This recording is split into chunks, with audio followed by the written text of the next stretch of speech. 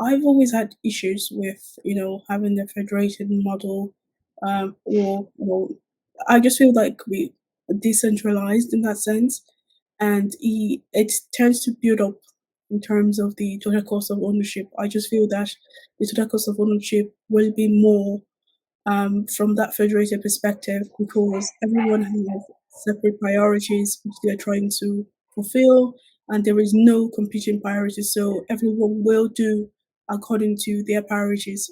And what's your take on that? Yeah, that's a good one. So obviously, both the federated and hybrid models, they require time.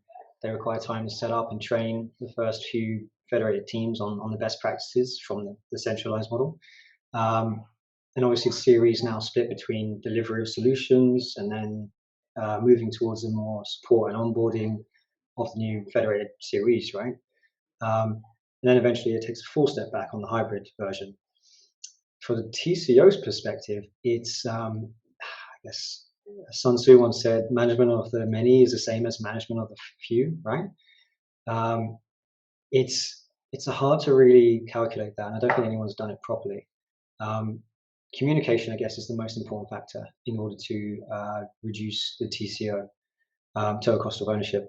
So the COE should ideally meet on a regular basis to discuss things like new updates to any platforms they're using, any related applications, um, brainstorm on use cases, marketing, especially if they're trying to evangelize across the business, which I've got an article about that, which you can check out after this.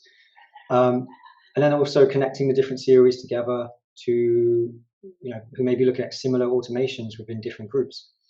Um, I think one of the hardest parts of that part is also working out the kinks of things like access requests, machine provisioning, onboarding processes of new employees, especially if each business unit has their own way of doing things, right?